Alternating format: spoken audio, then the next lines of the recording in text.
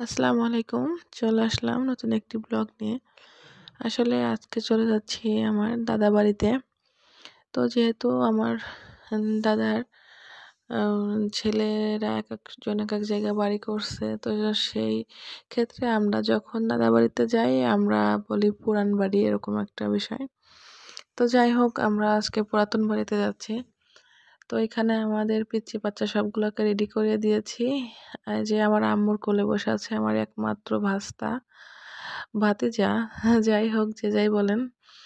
তো মাশাল্লাহ বলবেন আমাদের সবগুলা বাচ্চার জন্য।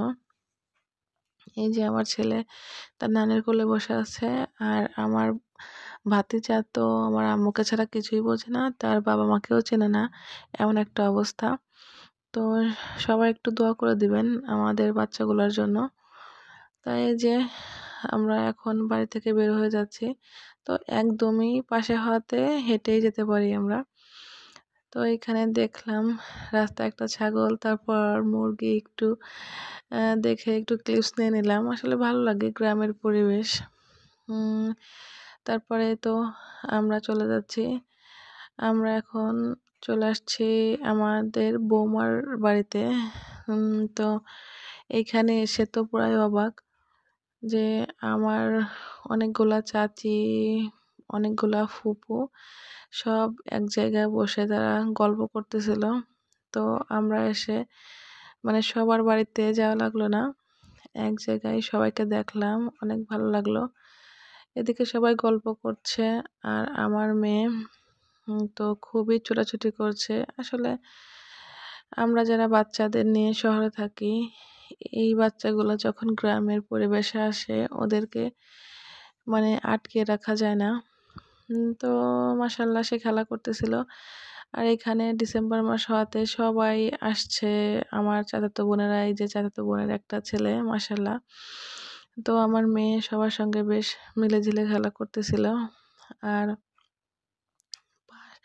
আশপাশ থেকে যেই ফুফাতো ভাবি বা চাচাতো ভাবি সবাই আসতেছিল আমাদের দেখে যে ওরা আসছে, গল্প করে একটু গল্প করলাম সবার সঙ্গে, ভালো লাগলো।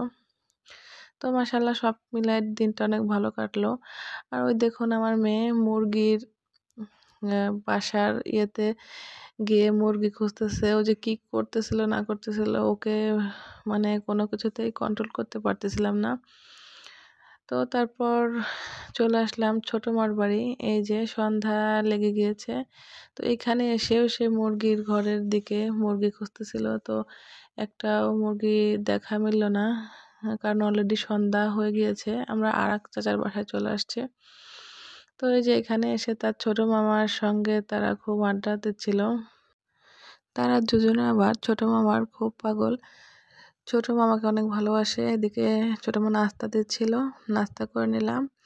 তারপর আমাদের আরেকটা ছোট বাবু হয়েছে, মানে আমার চাচাতো ভাইয়ের ছেলে, তাকে একটু দেখলাম, কিন্তু অনেক ছোট হওয়াতে তাকে আর ফেস করলাম না। আজকের ভিডিও এই পর্যন্ত। আল্লাহ হাফেজ।